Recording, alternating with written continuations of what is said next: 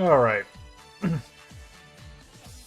Alright, everybody. Histlander Grand Finals for the April monthly tournament. We are starting in MR5, or I suppose that would be modern, as people would know it, as we can tell by the pendulum zones.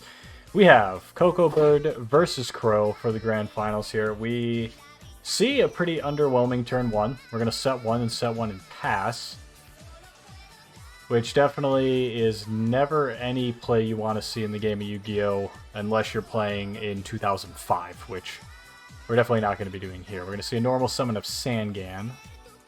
Let me bring up here. So we have... looks like Pendulum Spyral versus Dragonmaid. I'm not sure who's on what here. I suspect from the Sangan and the Almirage, we will find Crow. They will be on the Pendulum Spyral. Let's find out.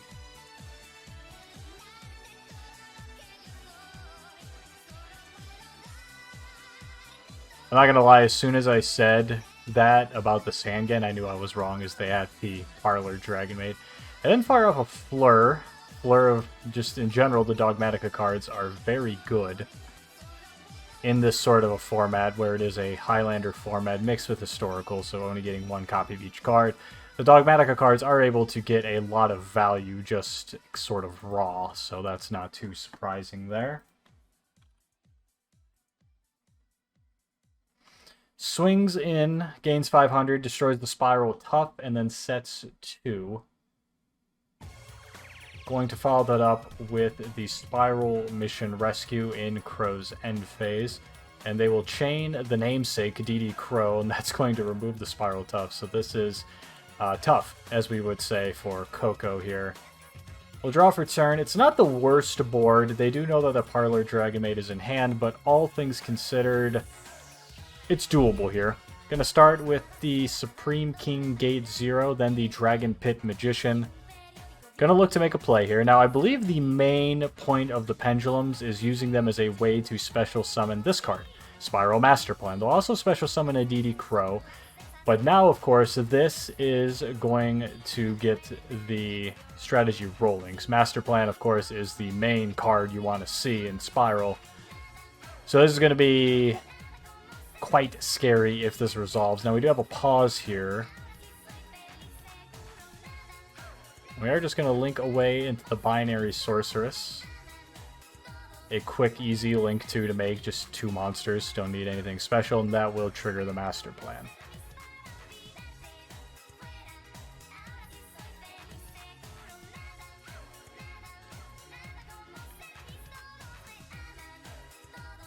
Master Plan is going to get the 2 cards. Of course, it's going to be Quick Fix and Resort. Normal Summon hasn't been used yet. That is one of the many benefits that is granted by Pendulum Summoning, specifically Master Plan. So, started out with a brick, but then managed to draw out of it here. They're going to go ahead and activate Spyral Resort. They're going to use that to take the Super Agent. And now, Dragonmaid, I suspect the deck is probably heavier on monster cards. However, this does appear to be a pretty interesting teched version with the Dogmatica cards. We'll see what happens here. It reveals Live Twin Lilla. That is a monster card, so they are going to get Super Agent on the board, then get the effect to target and destroy a spell and trap card on the field. It's an interesting board here. There's no particular synergies, nothing like a Dragonmaid Tidying or anything like that that would be able to interact. So these would need to be pretty generic.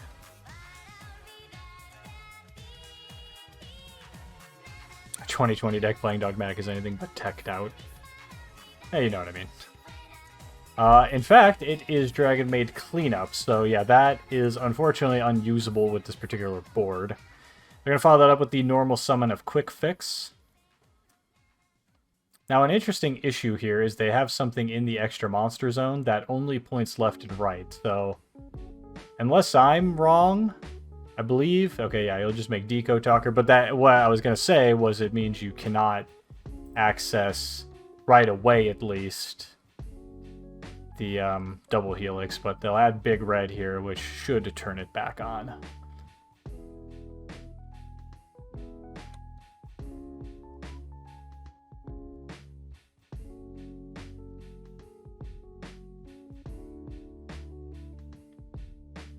And they'll do just that.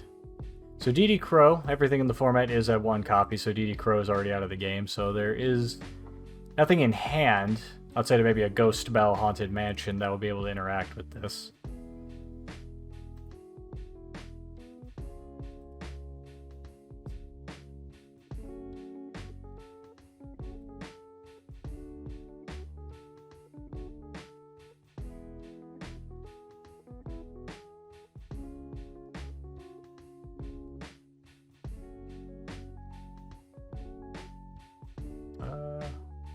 Do this super unprofesh, it's fine. Yeah, that'll work. Alright. So, in response, we're going to find Book of Eclipse chained to the Spyral Gear Big Red. Interesting to chain it here as opposed to waiting for the summon of the Quick Fix. So that Book of Eclipse will set every monster into face-down defense position. Then during the end phase, the opponent will change as many face-down defense position monsters as possible to face-up defense position. They'll get to draw a card for each. So I suppose the idea here is this is a way to deny double helix and surrender as little advantage through Book of Eclipse as possible. As the Quick Fix hits, it will add a copy of Utility Wire. Now, the trick here is, since Super Agent is now face down, can't be used, but it will get flipped back face up, so we don't have to worry too much. Going to link away the Quick Fix into Link Karibo, then activate the trigger effect of Spyral Mission Rescue to add the Quick Fix back to hand. Go into battle phase. The Deco Talker is at 2800. Should have no issue here. Great video, thank you. I'm actually quite proud of that video today. Might be my favorite one I've done yet.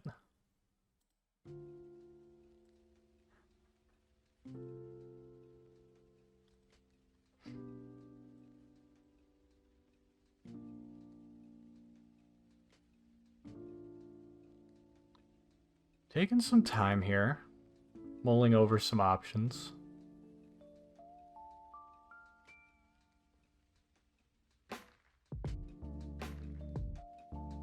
Okay, I'm going to use the effect of cleaning, or rather tidying, from the graveyard. Going to use that effect to special summon the Parlor Dragonmaid and then mill the Dragonmaid Lorepar. We're still in the beginning, the start step of battle phase, so they are allowed to then use Lorepar's effect, bouncing back the Parlor, but the Deco Talker is a little bit bigger, so they'll just attack into it. All Mirage will trigger onto the Lorepar, but this only prevents destruction by card effects. Today really was a Wasteman Wednesday, or as I like to call it, Friday. Alright. So the Lorepar does go to graveyard. Still good to get sort of that momentum going here. I suppose it may... I suppose the key here is we are going to have Resort shuffle back. We have a set card. And then we do draw 1 on the resolution of Book of Eclipse. Now, I suppose the thing to note here is by doing that play with Lorepar, you are able to flip up this Fleur-de-Lis, and it'll be 2500. It will be able to use its effect. Now, I more or less know for a fact that this is Utility Wire, so we'll see. I'm going to start with a normal summon of Parlor.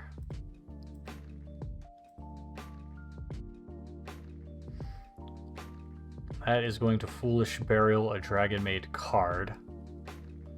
Now, this can give access to Changeover, which would sort of blow this game wide open in a sense. Getting around the Utility Wire, though, is the main priority for sure.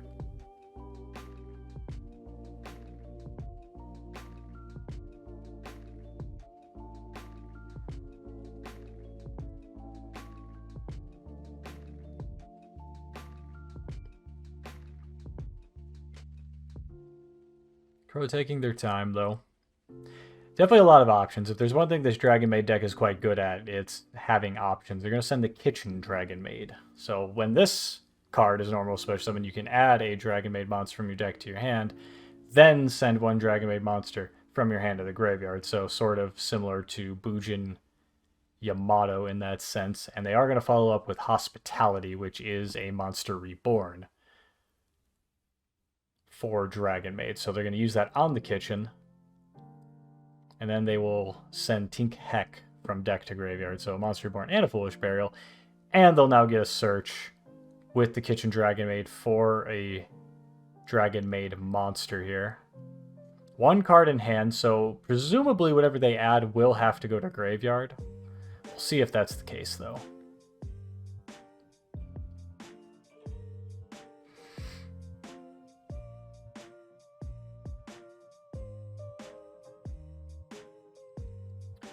It's a tough board state here as well. Not only are you behind on board, but the Spyral deck in particular just has a lot of tools that make it difficult to win in the long run. So they end up adding, they did have another dragon, they add up Ernest, and then they will send the, I can't pronounce that, they send the blue one to graveyard. But to finish the point is the Spyral deck with things like Resort, they still have 2 more turns remaining on Rescue. So they actually do have quite a bit of time that they get to use here in order to continually recycle resources. We're going to see the activation of Kitchen. They're going to use Utility Wire. That's going to put it on top of the deck. Now they'll fire the Parlor Dragonmaid. That is going to special summon a level 8 Dragonmaid monster from hand or graveyard, which I believe gives them several options. Tinkek and Lorpar are available to go for Lorpar. 2,700 attack points. We do know that there's an Ernest in hand as well that can help them swing over. They're going to swing in here to the Linkuriboh. Linkuriboh, of course, will use its effect to zero it out, but the Fleur-de-Lis is still here as well to do some work. They'll swing into the Decode Talker, activate the effect. That'll bump to 500. And that will rid the Decode Talker now. No access yet to a fusion spell, so we're not going to be seeing a Shiyu here to try and set up some form of interaction. Tidying has already been sent to the graveyard, so they have used a pretty significant amount of their power cards.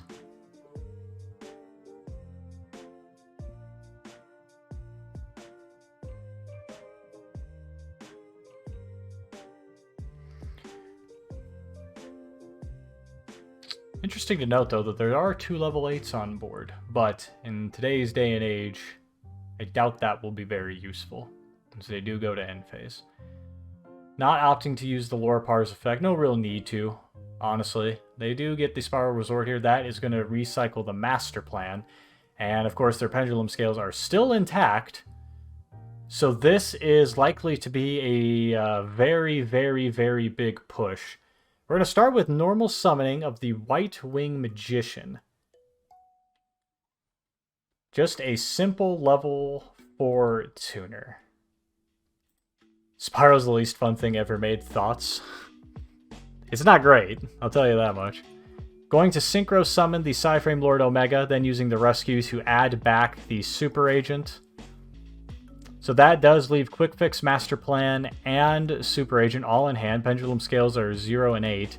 They're going to also add, I forget the name of that one, Sleeper, which is level 8, so they can't Pendulum Summon it, at the very least, but here comes Quick Fix on the Pendulum Summon.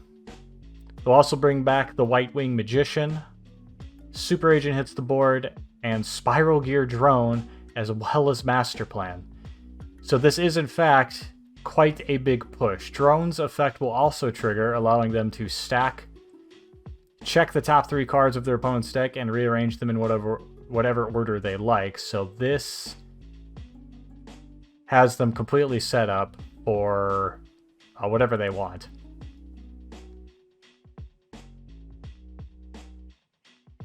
It is baffling to spectate is definitely a good way to put it, because as I'm watching here, it's I mean it's crazy what this deck can do in every format.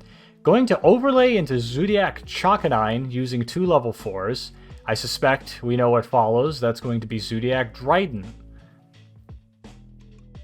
Once again, I find myself baffled. Dryden will trigger the effect. That is going to be used. I want to guess on the Lorpar. There you go. Because that will deny the sort of chain loop, I suppose, that the Dragonmaids can access. That also, more importantly, clears up the extra monster zone for all of the friendly Spyral cards here, using the drone and the master plan. Helix effect is going to declare a monster card. It is, of course, a monster card, as they stacked with drone earlier. It's Tour Guide from the Underworld, which is kind of interesting. They're going to summon a copy of Spiral Gear Drone, and then they're going to go into Lyrilusk Recital Starling. Use the effect. It's going to gain, or grant, I suppose, 600 attack points to the Psyframe Lord Omega. Triggers the effect, detaching drone. That's going to add DD Crow. And from here, it's... oh, wow. Borolo Dragon comes out, I believe. It's not quite game. It's going to be a lot of damage, though. Cat. Ah, yeah, I forgot that Sleeper was still available. They don't have Last Resort, but I don't think that matters. This is well over lethal after the Borolo swings in. Triggers the effect. And that will steal the Fleur-de-Lis, and now we have more than enough damage to call it. Wonderful. So that was a pretty impressive display from the Spyral deck. Bricked turn 1, unbricked on turn 3, and then 1 on turn 5. So, interesting. Very interesting. So we will be heading to Classic. Crow, they will have the option for first or second.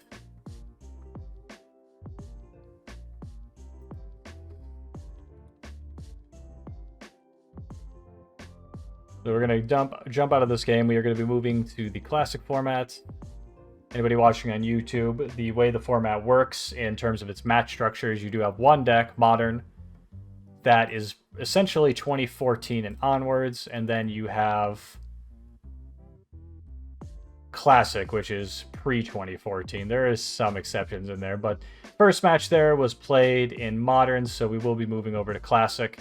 If there's a Game 3, the loser of Game 2 will get to choose either first, second, or the particular format that they want. I think I got that right. Crow has opted to go second. We're going to jump in here, jump into Spectator.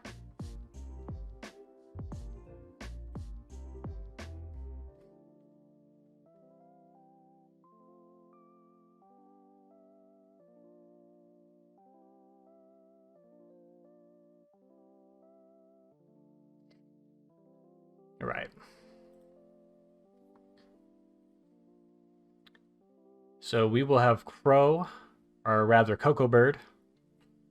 Bird Enthusiasts is the near player here. They are going to replicate their turn 1 from the Modern match, setting one all the way in zone 1 here on the left, and then setting a spell or trap card here in the middle zone. Passing it over to Crow.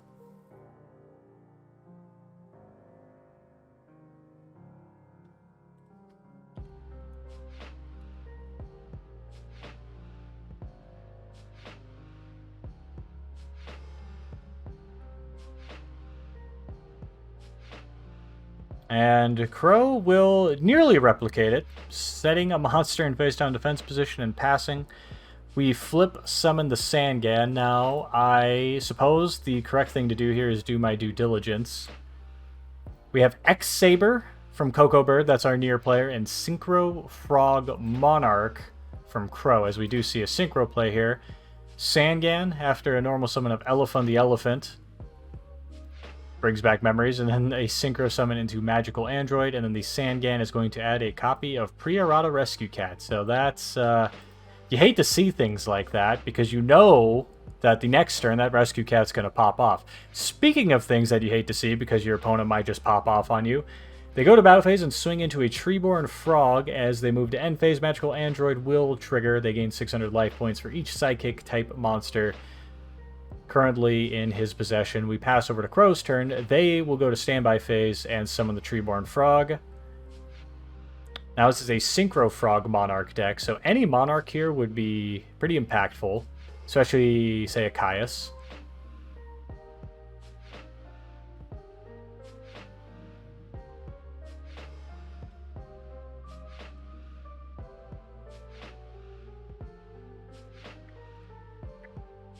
Going to take their time, though, to think it over. This is why they are very commonly in the grand finals. Crow, one of the, in terms of results, more decorated players of the Histlander format, as they tribute for Rise of the Star Monarch, get met by Solemn Warning and are forced to pass their turn. A typical downside of the Frognarch strategy across most formats. That, of course, does mean we are going to see Rescue Cat activated. That's going to summon Airbellum and X-Saber Dark Soul.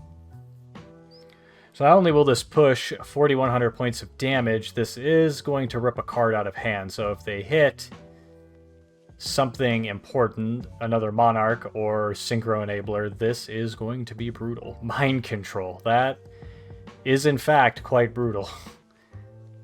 Going to follow that up with 100 points of damage. This, of course, is to play around Gorz, the Emissary of Darkness. I think any Yu-Gi-Oh player from around this era, say to, what was it, 09 to 2012, very, very familiar with that feeling. Hey, what do you know? 2,400 from the Magical Android is going to prompt the Gorz, Emissary of Darkness. They take damage from a direct attack. They control no cards, so they get to summon Gorz, which will then summon a token for the amount of damage that they took. But we do get to go to main phase 2 here, and there is quite a few options available to our X-Saber player, as they're going to go for Scrap Dragon. This is a really interesting play, since they can use the Scrap, target Dark Soul, target the Gorz, and this will still allow Dark Soul, the original Skarm, to go off here, but instead it's going to be met by DD Crow and Banish. So that actually is a solid response to what was a rather solid play there from Coco Bird. Him using the Rescue Cat there, summoning the Airbellum to get quite a decent amount of advantage. But Crow playing around it expertly. They'll go to standby phase, get the Treeborn Frog, and there is the Caius. That is going to remove the Scrap Dragon. And now, depending on what this face down is, this will be a big push back in the other direction, as they're presenting 4,800 points of damage. Now, we know from last turn, they are going to switch the Emissary of Darkness token to defense position to play around the potential Mirror Force. Always smart. Again, I think another sort of an old Yu-Gi-Oh habit. I think a lot of players of older formats are very familiar with, almost ingrained in them. Coco Bird will get their turn. They are going to start with Brain Control, paying 800 life points. Then they will normal summon Key Mouse. Now, notably, that is a level 7 token, and Key Mouse a level 1 tuner. So we're going to see Thought Ruler Archfiend. That is very big. That is going to swing into the Caius. So more notably than outing the Caius and dealing 300 points, gaining 2,400 life points is huge, as we were rather quickly going through the turns here. We're already on turn 8. But life points were even at a low amount, so this puts a significant amount of advantage in Coco Bird's corner. Crow will summon a Treeborn Frog, once again in standby phase. Nothing out of the ordinary there. Now, we are in a pretty ground-down game state, so potentially just sitting on the Treeborn Frog, and depending on what this card is, potentially a Dupe Frog, then this is a pretty even game state. We are going to have the Thought Ruler Archfiend go directly to battle phase. They're going to swing into the face-down card. That's Mother Grizzly. That will put Thought Ruler Archfiend on Chainlink 1, Chainlink 2. Mother Grizzly is going to get to summon a water type or water attribute monster with 1,500 or less attack points. And again, notably, Coco Bird now very high on life points. Going to summon Swap Frog. Does miss timing, but not really the important thing, as Swap Frog does have the ability to refresh itself. They're going to set a monster face down, which I feel is a little bit telling that Coco Bird decided to set it face down instead of opting to normal summon and try to push in for some damage. Admittedly, of course, swinging into Treeborn Frog is not going to do anything, but it's interesting. This could be something like a Raikou, which I know is a fairly common card you would play with Rescue Cat back in that era. Crow is now on the turn. They're in main phase 1. Swap Frog is available to be bounced back to hand. and could potentially be used to try and set up some plays here. It's a little bit difficult, though, as they don't have anything to really go with, say, Ronin Totem that they could send from deck to graveyard off of that Swap Frog.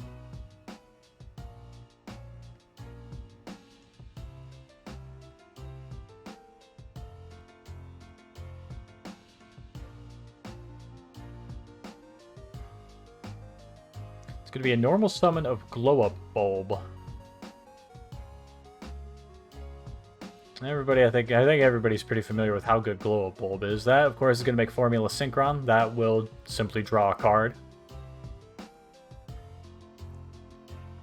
This does open up quite a few possibilities as well now, given the fact that the Swap Frog is still online and no normal summon has been used yet, sitting on this level 2 tuner, and the level 1 tuner in the graveyard here with Glow-Up Bulb. They have used a significant amount, in terms of power at least, of the Monarchs. Ryza and Caius are, without a doubt, the 2 best Monarchs. So that's definitely a little bit scary here. Simply going to be switching Swap Frog to defense position and passing. They did normal summon Glow-Up Bulb, you're right, my mistake. Suppose I meant the additional normal summon from the Swap Frog. A normal summon of X-Saber Full Helm Knight will be the play from Coco Bird. Battle Phase Thought Ruler Archfiend is swinging the Formula Synchron. Just this time, a paltry 200 life points. No big deal. And they'll remove the Swap Frog as well by swinging with the Full Helm Knight. And that will effectively clear the board. Now, the most important thing, though, is since the Full Helm Knight did destroy a defense position monster, they get to target a level 4 or lower X-Saber monster, special summon it. That means the Arabellum comes online, deals 16. Discard Spore, though. That is arguably bad. That actually, it's not even much of an argument. That definitely is not good. This actually gives a pretty significant amount of extenders here. They'll pass turn. Crow goes to standby phase. They are going to summon the Treeborn Frog, of course. Glow-Up Bulb is still online, as is now Spore. They'll have to make a push here. They're going to Tribute Summon for Jinzo.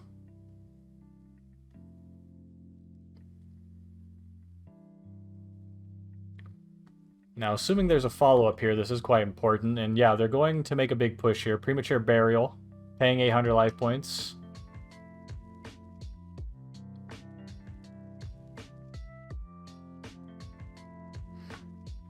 Most of the targets in the graveyard, I know we have 2 Monarchs, so those are level 6s. There's a couple options here. Gores is available, that's a level 7. Glow Bulb is still available as well, that gives quick access to an 8. Spore has 1 legal target in that Glow Bulb, so that could become a level 2 tuner, so that's interesting.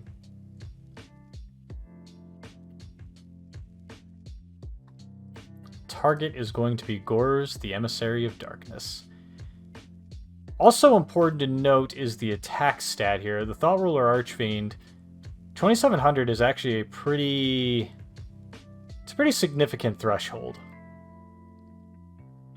Something, say, Red Dragon Archfiend is about the only level 8 that would be able to take it out. Another sort of annoying note is you're in this situation where your life points are low, and you also have to deal with the Full Helm Knight,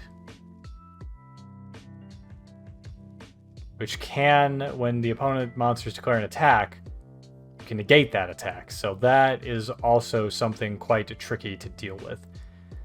They are going to use the Glow Bulb, but the ultimate Jinzo Beater, Book of Moon, is going to flip it into face-down defense position. This also notably turns off Spore.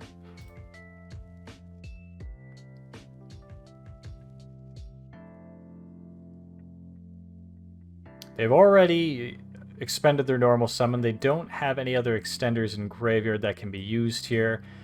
Kind of another interesting long-term issue, at least for next turn, is if the Gores lives, assuming they are able to live this turn, they then have to deal with the Premature Burial being in the spell and trap card zone, which means the Treeborn Frog can't be used. Hello, Space Dandy. There's definitely some outs here. Monster Reborn is, in fact, a pretty good card. So this is essentially sort of the last-ditch effort to try and reclaim this game from Crow. This is a tricky one, too.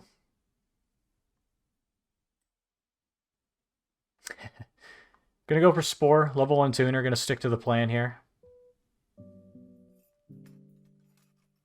Syncrho for an 8. That is going to go into Scrap Dragon. Scrap Dragon does, in fact, have more life points than Thought Ruler Archfiend. They're going to use that. That will be their way to out the X-Saber Full Helm Knight. The intro for your Rome Age video is goated. Thank you. Thank you.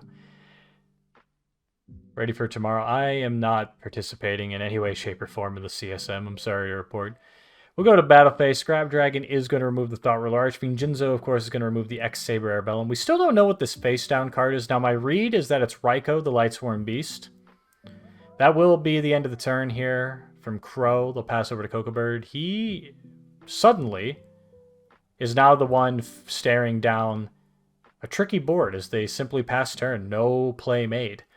And of course, we mentioned they did find a way, Crow that is, they did find a way to remove that Premature Burial from their spell and trap card zone, so they go to their standby phase, they will get the Treeborn Frog back.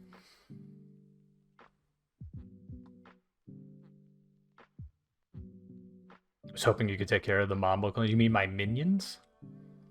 Very nice little loop here as well, getting to use the Scrap Dragon with the Treeborn Frog as a sort of infinite source for its effect.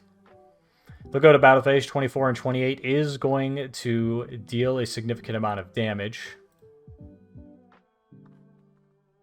I see that I've been hosted by MBT Yu-Gi-Oh! Thanks, man. Thank you, Gorilla111, for the follow as well. Welcome, everyone, to the Histlander monthly tournament. We are currently watching a classic match. Crow, probably the most, I believe, the most decorated of Histlander players, winning. And what you guys, everyone, you all showed up at a bad time, because that was actually a very impressively played game by Crow. Down the entire game, but managed to sort of navigate, expended all of their resources at exactly the right time, and win the game. So that was quite impressive. Skinny03, thank you as well. Mambo.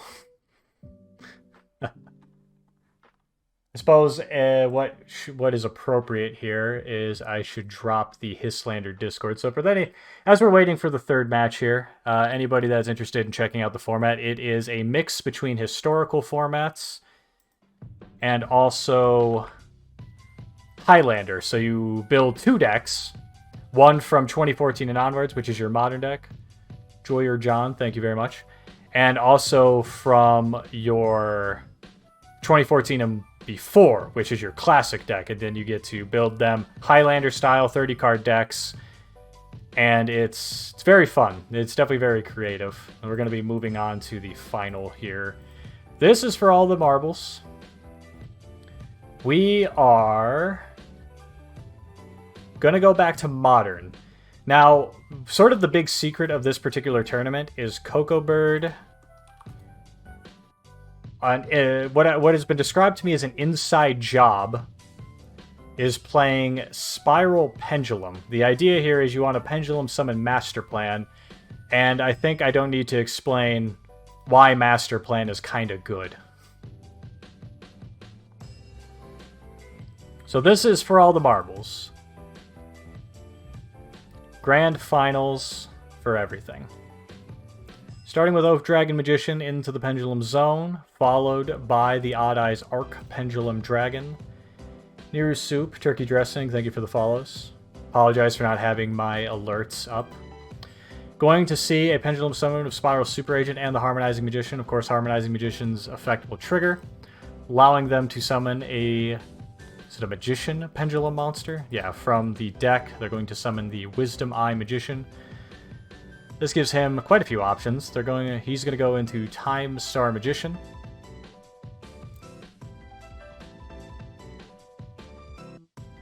I actually forgot what this card even does. It's been a while since I've seen the old school Pendulum Magician deck. They're going to use the effect detaching the Harmonizing Magician.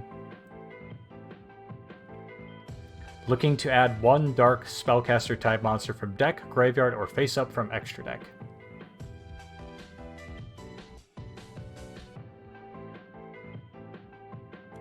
Eterna Forest remix, yes.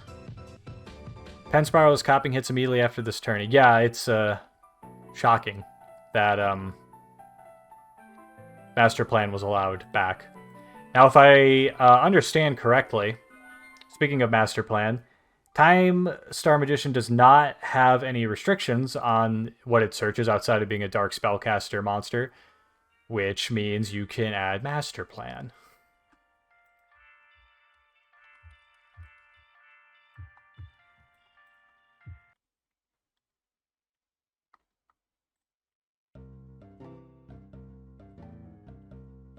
Instead, they'll take Skullcrow Bad Joker. And normal summon it, as they have not yet.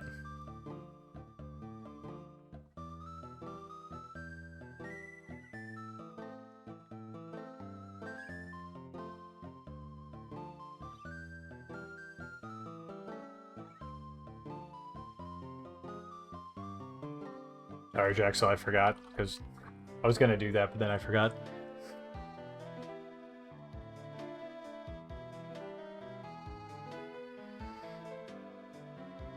So another fun card that does exist in this particular Highlander format, and kind of just a overall fun, interesting thing, is you just make Zodiac monsters, because the Zodiac monsters actually have very low requirements. So you see 2 level 4s there to go into Chakanine and then to overlay into Zodiac Trident. Now, if you guys are wondering, as we're going to see Crow's turn, they are going to start it off here. If you want to learn more about the Histlander format and kind of see some more gameplay, this would be your best resource. My good friends over at the Curry Bandits. I am an honorary member. I think I'm the blue one or something. Now, Crow's going to start their turn by using Book of Eclipse. That is going to set all monsters on the field into face-down defense position. So that is going to get around the Trident. And then they're going to summon the Laundry Dragonmaid, which mills 3, hitting Parlor Dragonmaid and Dragonmaid Ernest, which is really good, as then they'll immediately go to battle phase, which will trigger the Laundry Dragonmaid's effect, bounce it back to hand to summon Ernest, and now we just need to beat the Trident and the Time Gazer Magician. Not the easiest thing to do, but definitely doable.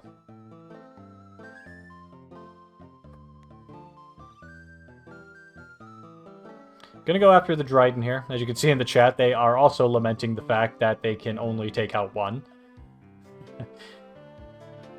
Now main phase 2, Dragonmaid Changeover comes down. This is now interesting.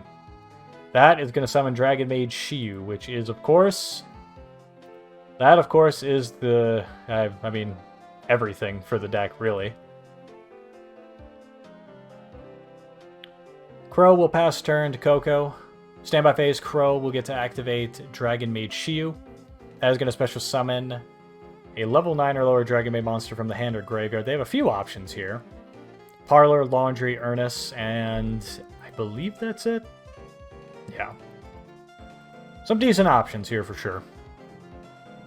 With 1 card set, which, depending on the card, could be something like a Dragonmaid Tidying, which would be huge. Parlor is safe, Laundry is funny.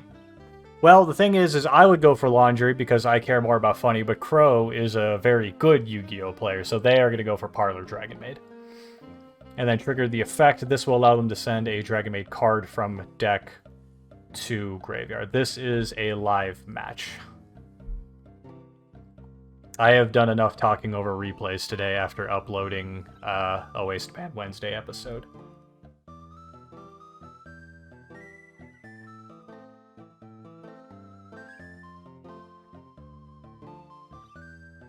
Alright, so we're going to see Pendulum Call activated. That will discard Pendulum Mucho. And Dragonmaid Shiyu will be chained. So Dragonmaid Shiyu will return to the extra deck to negate it. And special summon House Dragonmaid. Now, Time Star Magician has been flipped face up after the resolution of Book of Eclipse. So they will use that effect. They are going to get a Dark Spellcaster type monster. That's the Master Plan. Wasteman Wednesday, or as I like to call it, Friday. Now here comes the pendulums. We saw in game 1, it was a pendulum summoning was really what kind of broke the game wide open in the later turns. Looks like this turn we're going to see Black Fang Magician, if I remember that card's name correctly, and Master Plan. Now, of course, this gives a lot of options in terms of being able to link summon. Notably, though, this is a somewhat of an older deck, and there is the Tidying. So Tidying is going to target a dragon monster they control, and a card that Cocoa Bird controls. Return them both to the hand. So that will return Parlor to hand, and then return the Master Plan to hand. House Dragonmaid will also trigger, allowing them to destroy a card on the field. Now, the trick here is Time Gazer Magician once per turn. Actually, no, I'm mistaken. That's if a Pendulum monster card would be destroyed by battle or card effect. Time Gazer itself is not protected, so that will go to the graveyard. And that is a very effective stall to the turn. Now, of course, this does put Crow on a bit of a timer. They will need to sort of be able to swing the momentum all the way back to their favor and try to rip apart the board. Otherwise, Cocoa Bird can try to do it again next turn. Of course, their turn is not over yet. He may still have a play up his sleeve. Or not. We'll pass to Crow. They are now in the driver's seat. House Dragonmaid is going to get its effect as well. As is Dragonmaid Tidying. So, of course, this has two effects. We saw the bounce effect. Now we'll get the second effect, banishing it from the graveyard to special summon a Dragonmaid monster from hand or graveyard in defense position, then return it to the hand in the end phase. They are going to special summon Parlor Dragonmaid, and once again be able to mill a Dragonmaid card, this time going for the Nurse Dragonmaid. Now, House Dragonmaid's effect will get to trigger here as well, targeting the Parlor, getting to special summon a monster that a Dragonmaid monster has one level higher or lower, and that is going to special summon the Nurse, which will special summon Laundry from the graveyard. And then Laundry is going to mill 3. This hits. Gamma Seal, Dark Hole, and Live Twin Kisakill. Why no Trick Stars and Wasteman Wednesday? I haven't found inspiration yet. Haven't found a deck involving Trick Stars that has inspired me. I'm new and was wondering what Histlander is. Oh, sure. What I can direct you to that can explain it better than me. If you join this Discord here, you can get all of the information that you need. Essentially, it is a historical format mixed with Highlander format, so you get to build a bunch of decks through a custom ban list and within specific years. So you pick 2 years, 2017, 2018, for example, and build using only cards released from that period.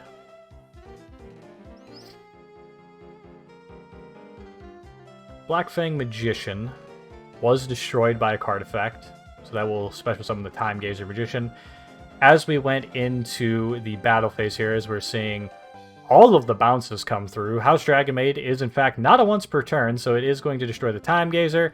House Dragonmaid would have triggered again there to destroy, and as you can see, this is more than enough for game. So Crow, I think this is their 3rd crown as the ruler of Histlander, so congratulations to Crow. A good match for sure. Just expert play in both games 2 and 3 to navigate the pressure from Cocoa Bird and then being able to win the game. Well played.